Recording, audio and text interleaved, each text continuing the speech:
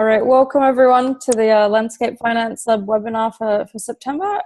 We've got Emma Lear from Althelia, who's going to talk to us about the impact report that they did and some of the methodology around measurement and reporting. Just throughout the webinar, if you could mute yourselves if you're not already muted, that would be great. And then if we've got questions, just type them into the chat box, and we can go through them at the end. So yeah, I'll Emma, the ESG and Impact Director from Althelia, I'll let you take it from here. Thank you. Great, thank you. Welcome everybody. So I'll just give you a little bit of an introduction to myself. I'm the ESG and Impact Director at Althelia Funds. So I manage all of the environmental and social risk management, and also the positive impact generation of all of our investments and reporting those positive impacts to our investors and our stakeholders. And that's what I'm going to focus on in the webinar today, is all about how we measure impact at our investments and how we bring that all together into a report at the fund level to our stakeholders. So just a disclaimer, so that just saying that this is all it does say strictly confidential on the bottom of the email. It's not. It's all of this information is available on our website as well. So it's just to make sure that I don't end up in jail. So just as an overview of this webinar, I'm going to go through a bit of a background on Althelia Funds in case anyone hasn't heard of us, which is probably quite likely. Then I'll go through our approach to impact, how we developed our impact methodology, and give you some examples from our most recent impact report. So Althelia Funds, we are an investment advisor based in the UK. So we manage investment funds that are targeted towards conservation activities and sustainable landscapes, sustainable development, and improving livelihoods of people. We recently merged about a year ago with Morova, which is an impact investment management company based in Paris, who is an affiliate themselves of Natixis Investment Managers, which is one of the largest investment management organizations in the world. And we are now the natural capital investment arm of Morova. So we manage all of the natural capital investments that Morova makes. So we have a target together with Morova to channel €1 billion in assets towards conservation and sustainable development, and have that under management in the next 5 years. So it's quite a bold target for us to have as an organisation, and we're really doing all we can to work towards that and bringing investment, mainstream investment, into the conservation space.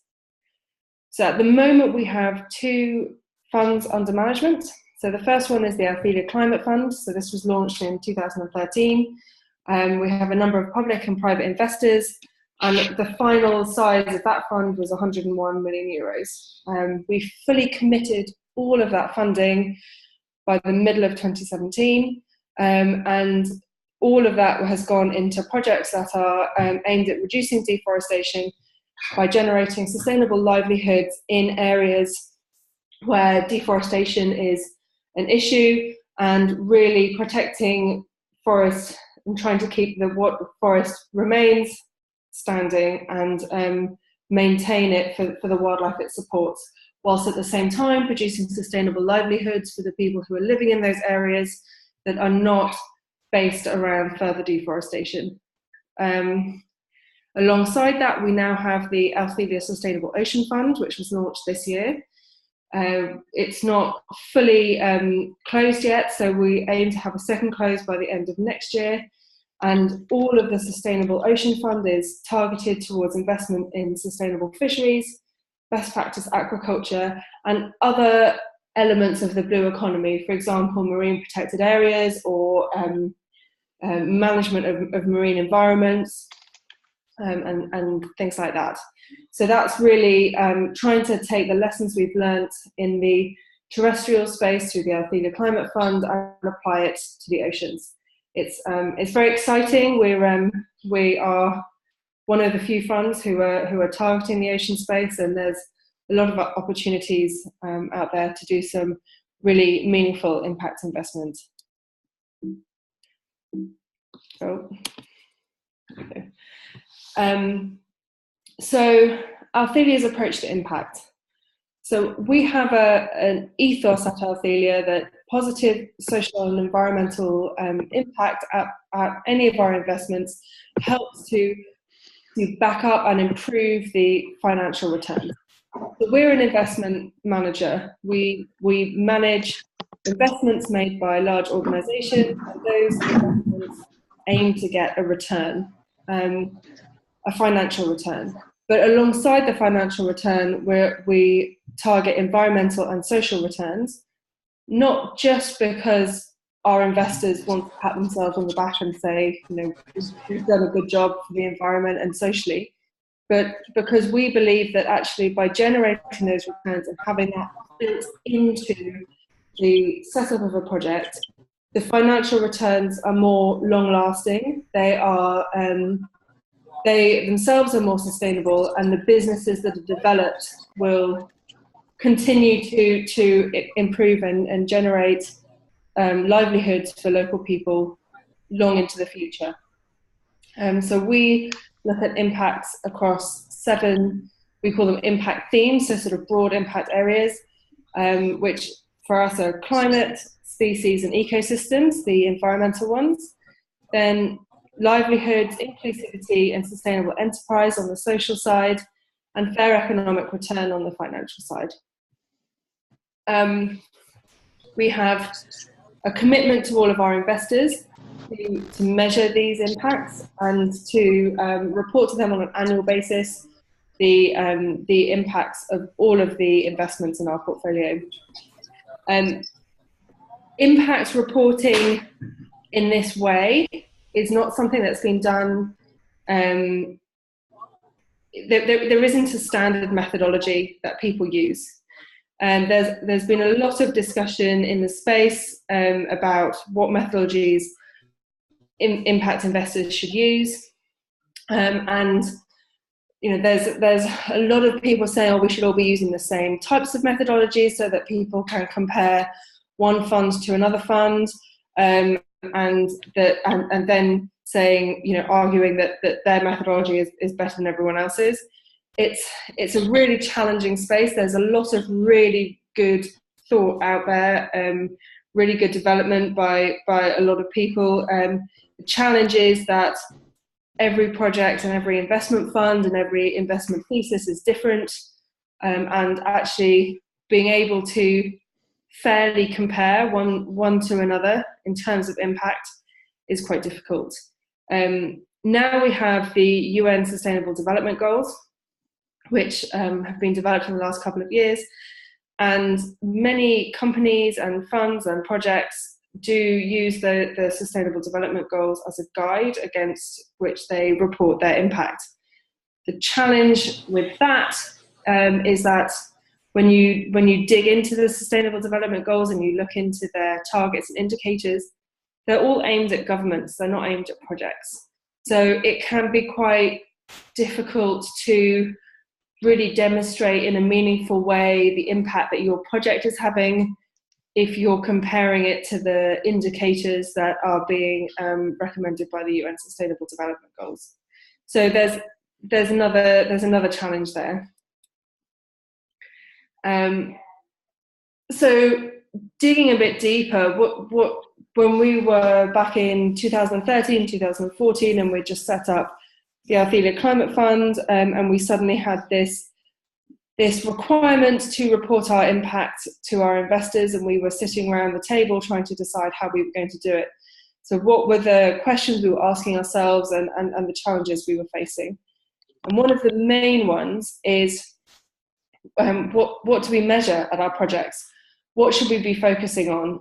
Is it more important to be looking at the social impacts or the environmental impacts, or do we want to look at both? How do we make sure that the impacts that we're reporting are caused by our project? We don't want to be reporting something that doesn't have a clear link to the activities that our projects are implementing on the ground. And how do we look at each element that we want to look at? If we want to look at the positive impact on the local economy, are we looking at the number of jobs we're creating, or are we looking at the dollars into the local economy? And what does dollars into the local economy actually mean? How far down the chain should we be going when we're looking at something like that? So that's, even if you just take one project on its own, you've got a whole host of these questions. Then when you have a fund that you're trying to report against, what you have is a portfolio of different projects. And whilst they might all have the same target in terms of reducing deforestation, the activities and the situation of each project is very different. So how do you measure factors that you can report as a portfolio level impact? So how many jobs has the portfolio created? How much investment has the portfolio made into local economies? And when you're asking those sorts of questions, you need to be looking very carefully at the methodologies that you're using, that each project is defining things in the same way, and therefore you can reasonably add the numbers together to discuss a portfolio level achievement. Or when it comes to environmental impacts, that's actually almost harder in a lot of cases for the way that each project reports something to be equivalent enough to combine it into one number to report at a portfolio level. So when can you add these values, and when do you have to keep them separate? So it's quite a complex problem, especially with an investment fund like ours, like the Althelia Climate Fund, where we really wanted to talk about the range of impacts that our projects were having and not just focus on one or two. So how did we do this?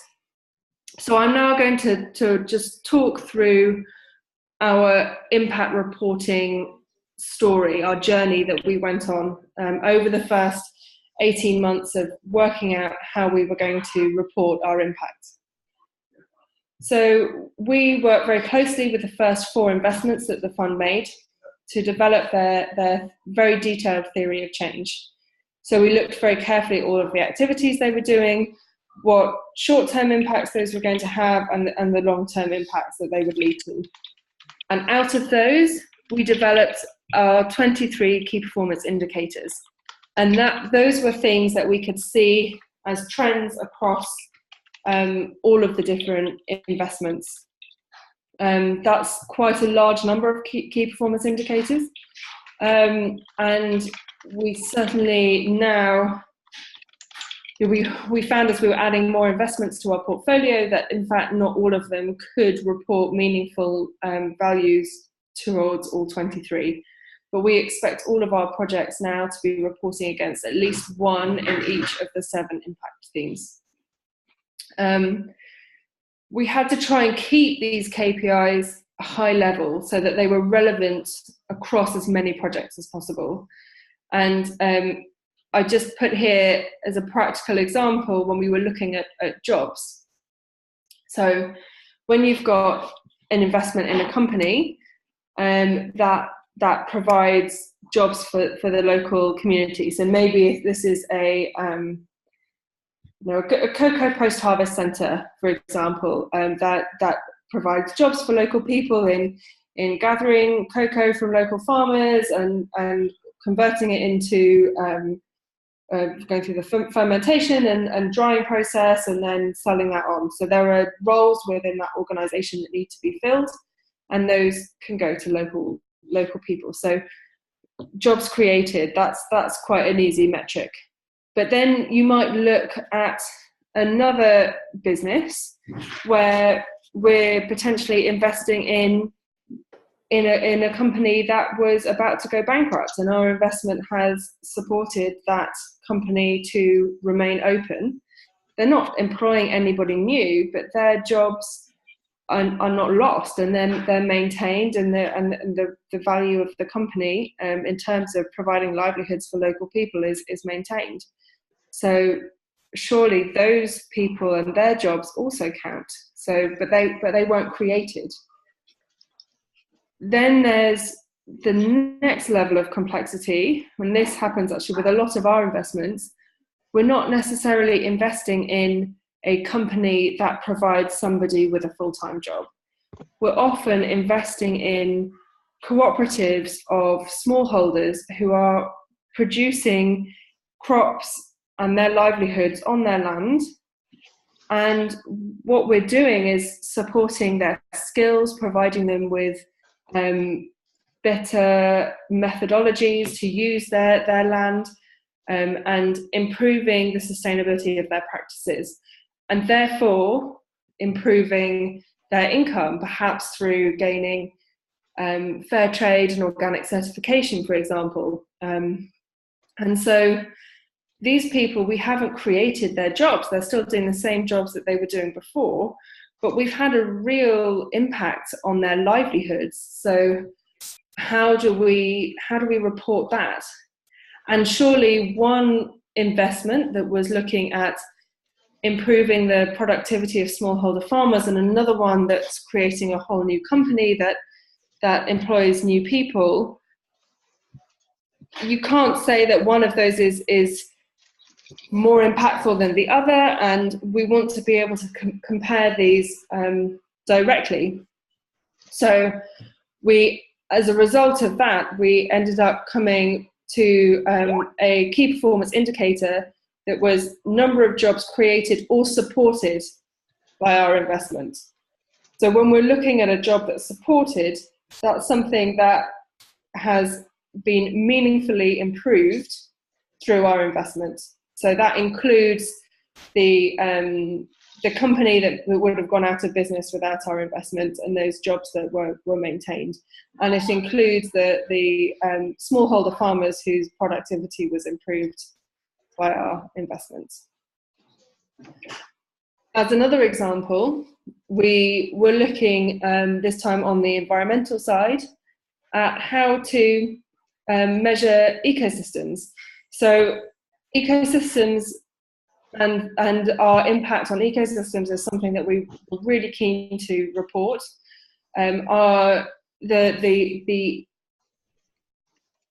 The generation of Althelia as an idea and a concept, and then a company and a fund, really came from a desire to channel mainstream investment into conservation. So we really wanted to have good metrics to report our impact on ecosystems and the species that they support, and the ecosystem services they provide. And one of the challenges we have with ecosystems is that they're very different from one place to another, from one project to another. Some of our investments look at the management of protected areas, and they might improve through employing park rangers and improving management practices, the management and protection of an area of forest which is legally protected. Some investments, however, involve looking at degraded land and improving the productivity of degraded areas, bringing them back to a productive cycle where farmers who are now able to use that land and make their livelihood from that land are no longer driven to deforest further into the forest to have more productive plots. So as an example, we have some areas where there had been very extensive cattle pasture that was not very productive, and we've implemented cocoa agroforestry plots that produce high volumes of cacao in areas where a couple of hectares of cacao agroforestry can support the livelihood of a smallholder farmer. Or another example in Brazil, where there are really huge cattle pastures, but often they are not very well maintained and can only support a very low number, a low density of cattle. So restoring those cattle pastures to good quality cattle pasture and implementing rotational grazing techniques to maintain the quality of the pasture and therefore the density of cattle that they can support, therefore improving the productivity of the existing deforested land and reducing the deforestation pressure on the remaining forest.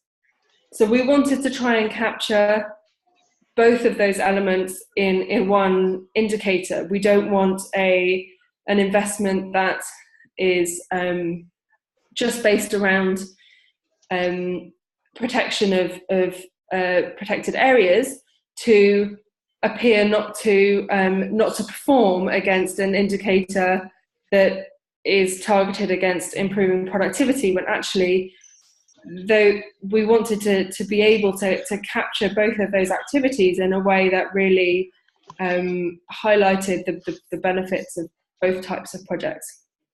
And therefore we developed an indicator of the area of land under improved management for conservation.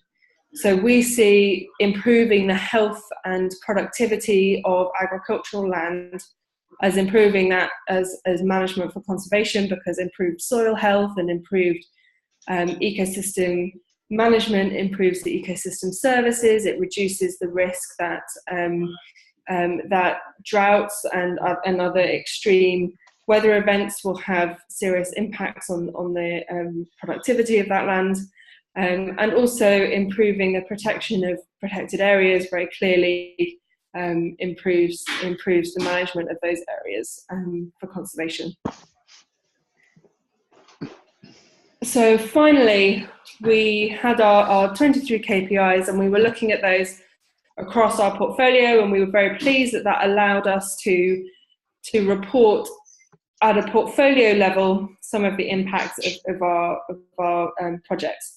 So for example, the box on the top right talks about just over 30.5 million tonnes of CO2 avoided by our projects, which is a fantastic figure to be able to sum across all of our projects, and that's a great impact to be able to report.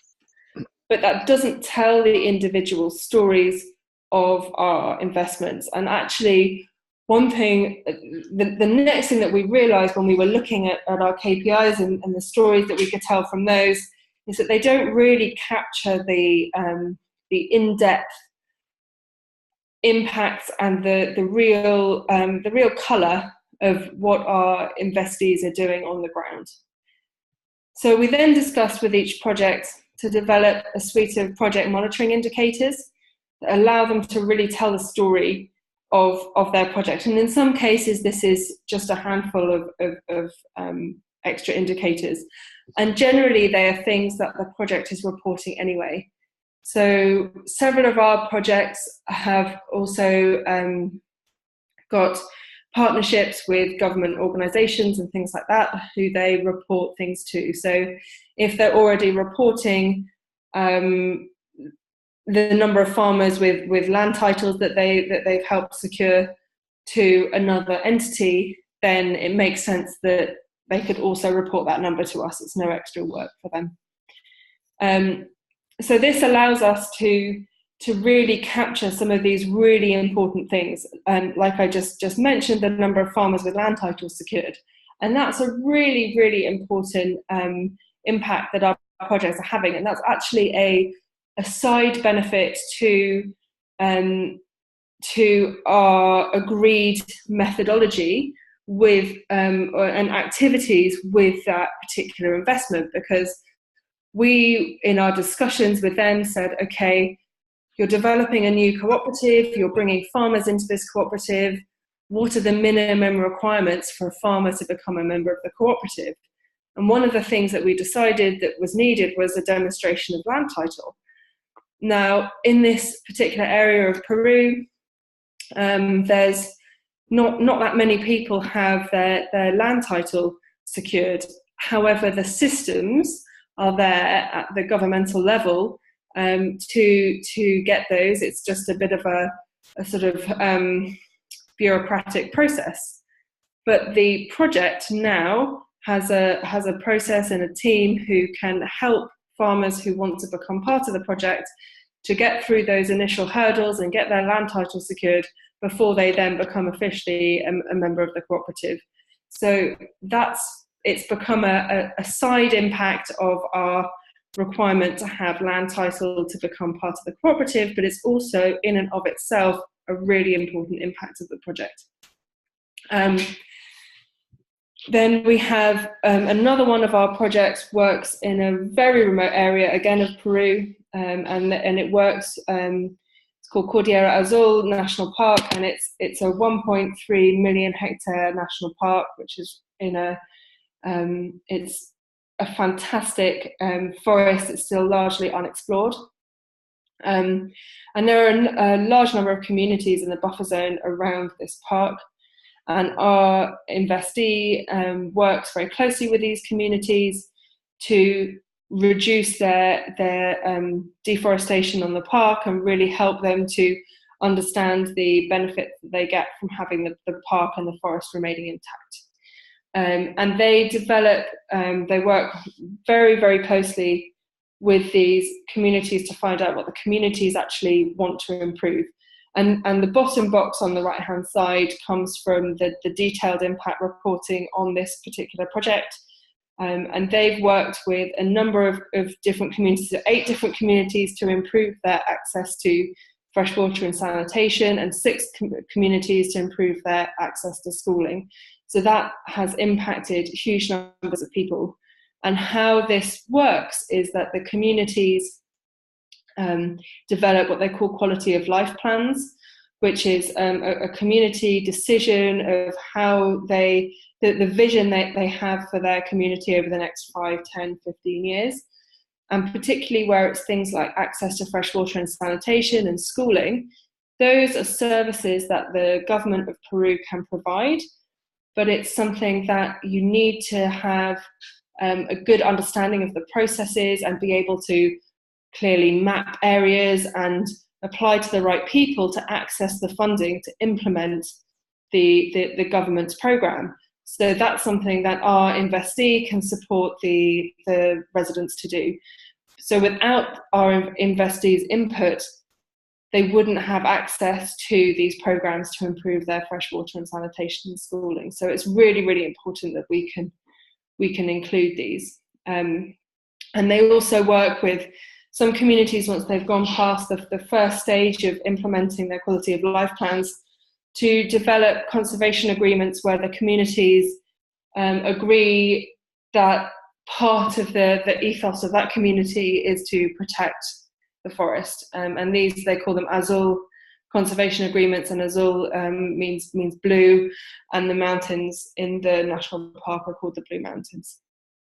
And finally, the last example I've put there is the number of people with improved agricultural practices or opportunities in ecotourism. And I think this is really important. So a number of our projects provide people with new skills and new opportunities to work in different areas and different livelihoods that don't have a negative impact on the forest. And so we wanted to be able to capture that, particularly at one of our projects in Guatemala. So just to loop back around to our what we were discussing right at the beginning about the SDGs being a useful system that a lot of companies and organizations are using now to look at their impact. The SDGs didn't exist when we were initially developing our 7 impact themes. So we've sort of had to do this after the event. We've taken our 7 impact themes and we've looked very closely at the Sustainable Development Goals and the targets within them to put them in our different themes. Now, we don't say that all of our projects speak to all of these sustainable development goals, but across our projects, we do have positive impacts in every one of the goals, and particularly responsible consumption and production, number 12, and number 17, partnerships for the goals, is all very much tied up as to what a fund can achieve. So we are targeting investments into responsible production, and one of the real elements for partnerships is about channeling finance to support the Sustainable Development Goals, which is exactly what we do. There are other elements that, just being an investment of Althelia's and our requirements in terms of environmental social governance, for example, again about gender equality and decent pay and economic and working conditions, mean that we speak to things like Sustainable Development Goal 5 and 8 and 10, just by implementing our environmental social governance policy. And of course, the ethos of the Althelia Climate Fund is all related to number 13, climate action, and number 15, life on land. And our Sustainable Ocean Fund is very much targeted towards 14, life below water. And I think now that we've just launched the Sustainable Ocean Fund, and we're starting to think through the impact reporting process for that, we'll certainly take a good look at the targets and indicators within number 14 of the Sustainable Development Goals, and see how we can build those more deeply into our impact reporting process for the Ocean Fund and for other funds as we move forward.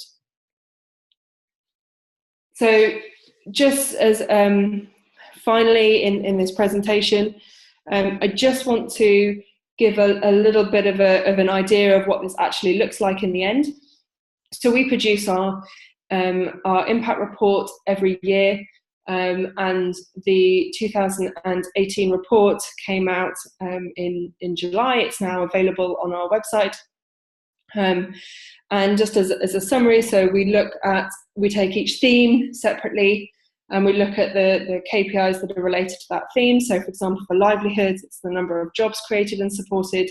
So we are very pleased and proud of the fact that across our projects, against a target of 1,279 jobs, we've actually so far created and supported more than that, 1,752 jobs. So we're really, really pleased about that.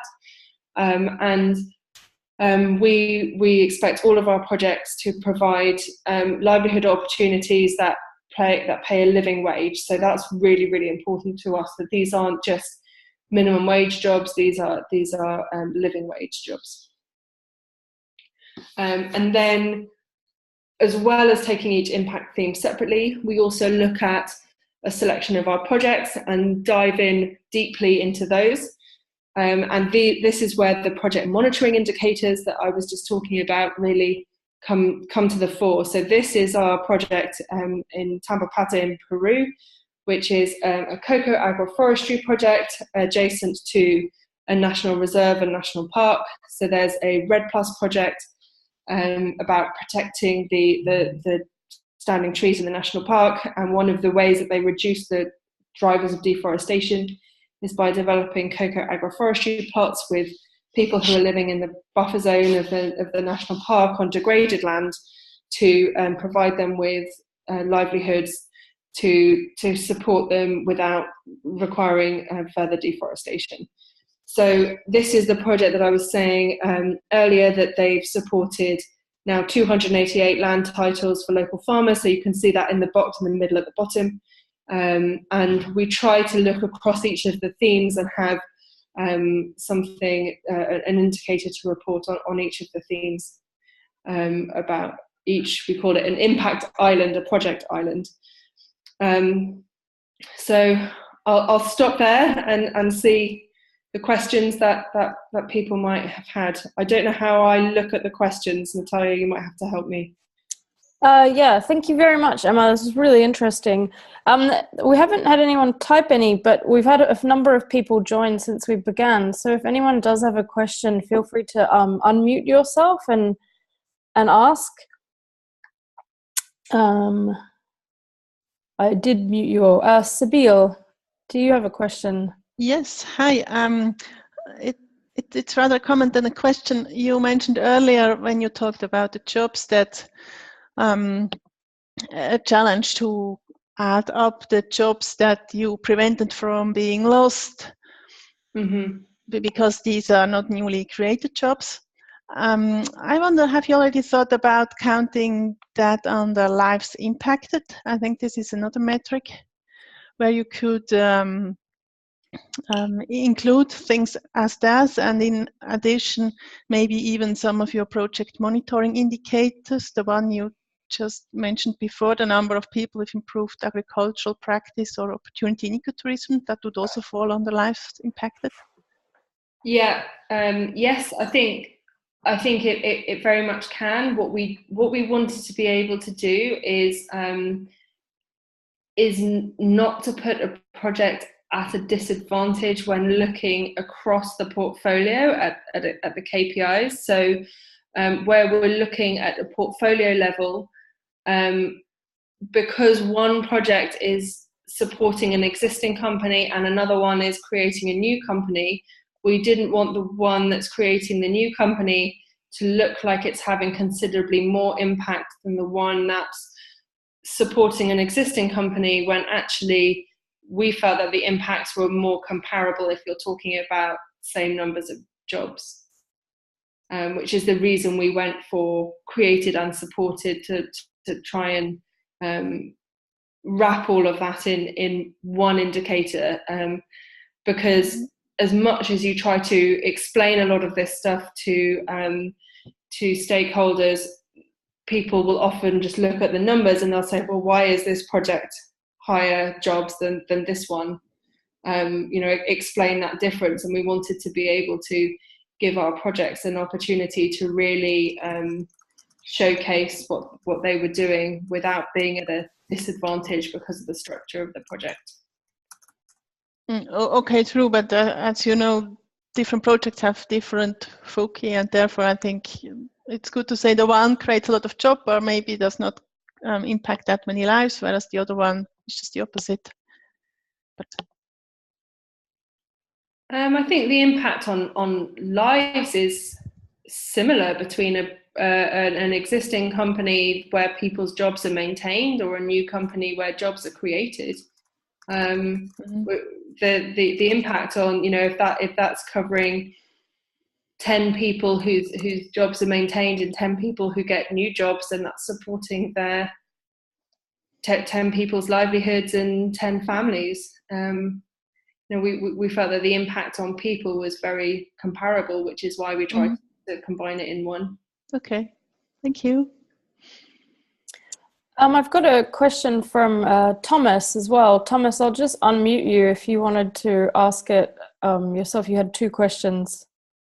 Sure. Thanks a lot, Emma, for this great presentation. Thank you. My first question was, it seems to me, from what I understood, that you were saying, for example, I think on the land titles, these might not be paid by Althelia. I understand you include them in your impact. So my question was, how do you manage the impact of co-financing money that does not come from Althelia? That's my first question. And the second one is, how do you ensure quality assurance on this data? Is it audited, for example, or if you can tell us a bit more about this process? Yeah.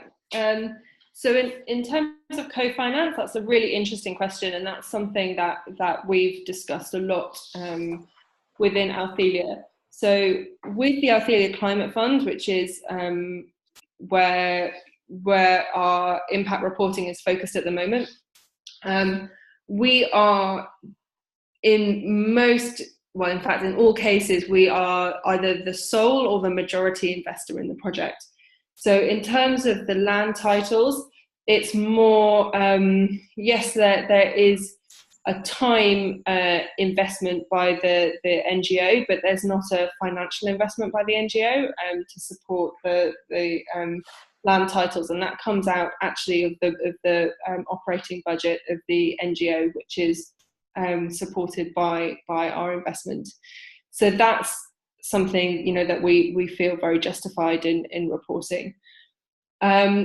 We, in future investment funds, for example, there's the Land Degradation Neutrality Fund, which is currently being fundraised for. We expect in that we wouldn't be the sole investor, and in fact we would be part of a group of investors in a project.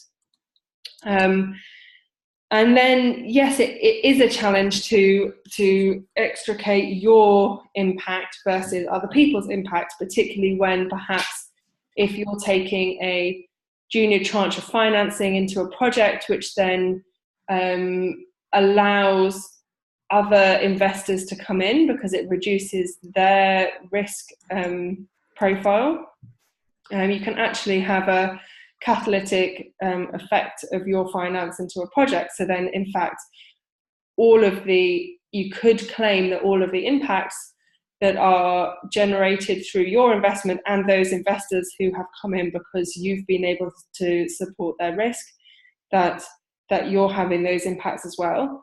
The method that we expect to use at the moment is to report the impacts of the project as a whole and have something in there which talks about the percentage of the funding that comes from the particular fund that we're talking about. So perhaps we are a 25% funder in this, but we'll talk about the impacts at the project level, because we think it's very hard otherwise to extricate one person's impact versus another person's impact.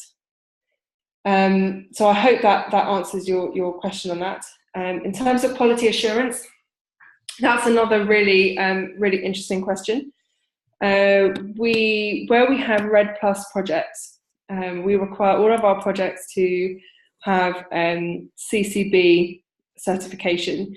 So there are some elements of what they're reporting that are part of their CCB metrics and that are audited through that, or perhaps audited through other processes, for example, organic or fair trade certifications. There will be a number of farmers and number of hectares and things like that included in that, which are therefore audited. We don't require independent auditing of every KPI, but we work very, very closely with our projects, and we particularly on the methodologies that they're using to report their KPIs and their project monitoring indicators, and we look at them very closely. If there's something that doesn't look right, we'll have a conversation with the project. So there's an element of trust here that the projects are reporting things properly. We visit our projects at least on an annual basis, and we'll look at their processes for impact reporting when we go to have a look. So it's a mix between those that are independently audited and those that are just self-reported by the project. I think it would be incredibly costly to get the whole lot independently audited, and so we'd need to look at who was going to pay for that if we decided to go down that route. But certainly for things like the Land Degradation Neutrality Fund, there are some impacts that we need to report for the UN CCD, and that those will need to be independently audited because that's a requirement of the UN CCD. So I hope that answers your questions. Yes, thanks, Emma. Hi, this is Willemijn from the Netherlands. I work for Common Land in Amsterdam, and I'm really happy to hear your story, Emma, because it really rings a lot of bells with me and the work that I do on working with landscape teams on monitoring. Mm-hmm. So I was wondering, what's your experience in collaborating intensively with these project teams on this? in terms of, do you have like bi-weekly calls, or do you sit every 6 months, or how is that collaboration? So we develop very close relationships with all of our investments across every stage of the investment. So generally, one thing we've really learned is that when an investee comes to us with a project, it's generally not investment ready at the time that they present it to us, and it requires a lot of co-building to get that to a point where it's an investable opportunity. And through that process, we develop as a team a very close collaboration with our counterparts within the team on the ground, and that's to start off with a very important thing. So to make sure that your relationship is positive and collaborative with the project, and then we generally ask projects to look at our impact KPIs during our due diligence phase, so before we've invested, and think about the methodologies that they would use to report against each of the KPIs, and report those to us, and then we can start a discussion with them on those. An investment, even if an investment ticked all of our finance boxes, if it didn't tick all of our impact boxes, it wouldn't fit within our portfolio. So we know that all of our projects are having positive social and environmental impacts.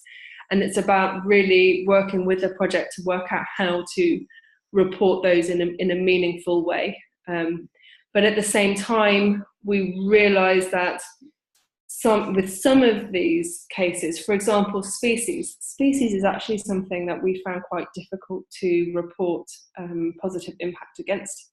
Yeah. Because we were initially thinking, where there's a species conservation plan, we'll look at the process, the contribution of our project against that species conservation plan, but often that's not the main activity of the investee, and we recognise as well that we can't distract the investee too much from their main activities, which are perhaps around cocoa agroforestry, or it's around coffee production or sustainable cattle ranching, and we have to be a bit flexible in what we're expecting as well, to make sure that we're getting meaningful results, meaningful numbers, but also that it's not having too big a financial burden on the investee. So I think because we're very aware of that as well, that also helps to generate a collaborative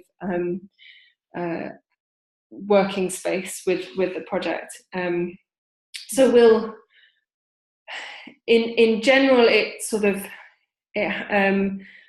we expect our impact reporting to come in at sort of the end of January into February for the previous year, and then there'll be an intense period of collaboration with the project every year about checking numbers and back and forth and making sure that we agree on everything, and that's really backed up by probably the first year of investment. There's quite considerable back and forth to agree on methodologies and things like that. But it does take a lot of work on both sides, which is why we really communicate this to our investees before we invest, so that this is something that they understand is part of their obligations of getting investment from us, and it's also part of the benefit we can bring, because we bring everything together into these impact reports, which have been very well received by our investors, and we send some out to each of our projects, and they have access to the PDF, so they can use those with their stakeholders as well. Yeah, thanks, really helpful. I had one more question, but I don't know if other people want to ask questions too. I don't know that anyone else has their hand up, but if anyone wants to jump in, we definitely have time for a few more questions. No? All right, go ahead. Okay, cool. I had one, I could talk about this for hours, but I had one which I can't get a hold of. It's the one around, we're also looking at, profitability and investability and farmer income, and the effects ultimately at a local economies level. We were thinking, it might be good to look at it at an angle from, the additionality of financial flows. So if these initiatives wouldn't have been set up, these sort of financial flows wouldn't. There's a likelihood that they wouldn't have come in otherwise. Then you could say something about sort of a microeconomy scale effect, but it's I wonder what your thinking is on that. And it's a challenging one. It's very sensitive to ask people about income increases. So with that, when it comes to income, we tend to look more at where we know, where we can sort of roughly calculate through knowing the cocoa price and the rough volume per farmer that's being produced. For example, we can say, you know, where in the project that's still up on the screen at the moment, Tambopata, the cocoa cooperative was brand new, so we can say therefore that the cocoa income is something new. Where we're looking at investment in the local economy, the way we look at that, because again it's a real challenge, so we sort of look at two things. One thing we look at is the budget of the project and how much of that goes into local activities and the local economy. So anything that's sourced locally and into livelihood activities of any of the communities, local communities, we consider that that's investment into the local economy. When it comes to looking at other types of financial flows that can come from, you know, some of our projects, it's really interesting. You hear of sideline businesses that start up as a result of our investment. So our investment into sustainable cattle ranching in Brazil, there's a company that has been very innovative in generating recycling, and I can't remember what they originally were, but recycling something into feed trays and water troughs and things, because they know that it's an environmental company and that's something that speaks to what our company's trying to produce. And so we look at sustainable enterprises, and that's really where that impact theme came from, of looking at actually, is there anything else that's been generated as a result of our investment or as a sort of sideline from our investment that's really an enterprise in itself that will hopefully exist beyond the lifetime of our investment, which is really what we're aiming to do. But it is a challenge, and it's difficult and different in every situation. But yeah, it's one we're really trying our best to report in the best way we can. Thanks, really helpful. Great, thank you. We've got about 5 minutes left, and I know that it might be nice to finish a little early, but does anyone else want to add any comments or questions? If you are speaking, you may be muted. No? All right, well, in that case, maybe, I will... Oh, yeah, sorry, Natalia. Yep. Maybe one answer, I don't know if Emma could tell us a bit how the investors in Althelia are using this data. They may have their own, information management system, and might be interesting if she has something to say about this. Sure. So it's different from investor to investor. Some of our investors have KPIs of their own that they send to us, again on an annual basis, that we report against, and that goes into their wider reporting. But generally, those are incredibly broad, and they're things like tons of CO2 emissions avoided, and things like that. That can be used by our investors in their wider impact reporting. But for a lot of our investors, this sort of landscape level impact investment is relatively new. and they don't, they're not asking us about hectares protected or forest conserved or things like that, species, but they really appreciate the impact report that we produce, and it's something that is used internally at our investors to, we're considered by a lot of our investors as fairly high risk because it is land-based investments. If the El Nino or La Nina comes along, it can have a huge impact on the production of crops in some of our projects, where if you suddenly have a big drought across Peru, that would have a massive impact on our project. So our returns are fairly risky. So having communication material like this demonstrating the positive impacts that our projects have had on the ground already is something that's a really powerful tool for our for the people who have really championed us within our investors to demonstrate the benefits of investing with a company like Althelia, and that can really help them to continue to, I suppose, justify the choice that they made to invest in us, while we're still, the fund is still open, and the climate fund, for example, it's a close-ended fund, so we need to demonstrate returns by 2021. So we're not at 2021 yet, so it's good for our investors to be able to demonstrate the impacts that are already happening.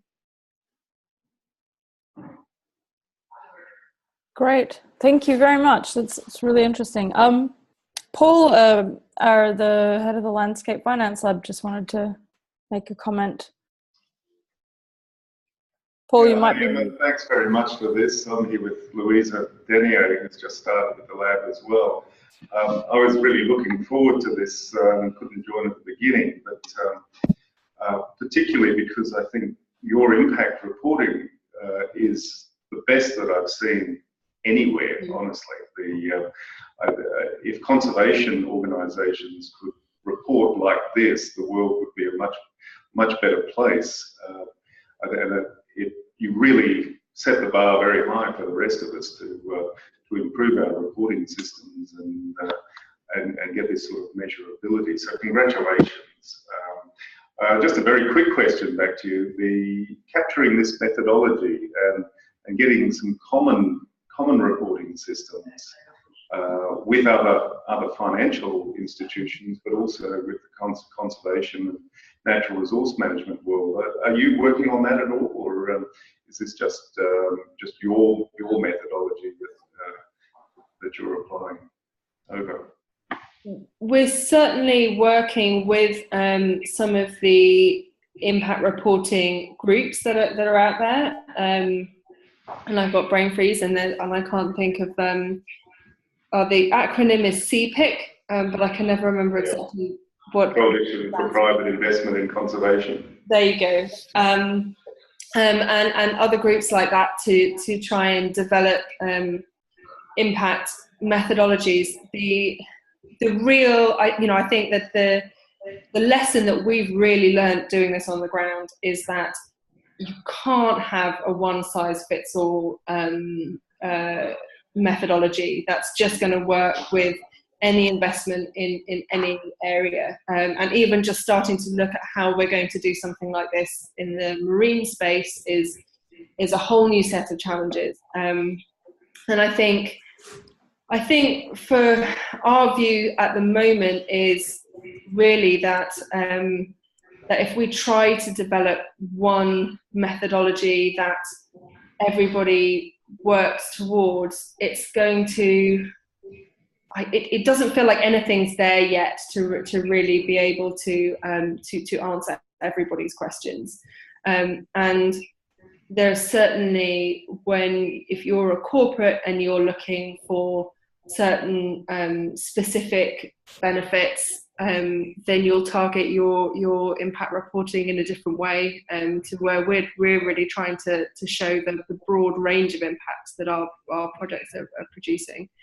I think as we as a collective of companies and fund managers and conservation organisations trying to report on this. As we improve and have new iterations, there will be methodologies that will come to the sort of float to the top, but really ours is more of a framework at the moment, and certainly the individual methodologies for how to generate each of these KPIs is something that's really developed by our projects and agreed by us rather than imposed by us. Yeah, okay. Well, you've certainly set the standard for the rest of us, and it's a work in progress to get that alignment between us all. But we're part of CP with you, so let's talk more afterwards about that. About how we move that along. Back to you, Natalia, and thanks again, Emma. Wonderful Thank stuff. you. Thanks. For the whole Althelia team. Thanks. We did just have one last minute question from Lena Strandberg, who dropped out and then joined back in, but she was asking if you monitor risks and indirect impacts and if there are systems for this. And yeah, if you wanted just to quickly answer, I know a few people need to drop out, but. Sure. So certainly risks. Yes, we definitely look at risks. So the other half of my job is environmental social governance, which is all about risk management, and we look very carefully at the risk management processes that our projects have in place, and develop plans with them to fill any gaps that we see in their risk management processes. We don't report on the risks in the same way that we report on the impacts, mainly because it's difficult to put a number on a risk, and it's something that we really what we're looking at is the methodologies that our projects put in place to minimize and mitigate and manage those risks. So that's the important part for us here. Remind me of the second part of the question. It was if there were indirect impacts or a way to measure indirect impacts. Yeah, so indirect impacts is certainly something that we look at when we're doing our due diligence on our project. So we'll look at leakage, for example, and particularly where we've got projects that are RED Plus projects. That's an integral part of the methodology that you need to go through to generate RED Plus credits, is to look at the leakage and the wider impacts potentially of your project. And so that's something that we've built into our processes for all of our investments. It's very difficult to demonstrate causality in the same way when you've got indirect impacts, but we certainly try and capture that in terms of things like with our cattle restoration project, for example, in Brazil. The aim of that project is to improve the productivity of existing pasture to an extent where some of the degraded pasture can be converted to soy, so then there's less of a deforestation pressure for soy on the rainforest, which is actually at the moment the biggest pressure is soy, and it's not so much cattle.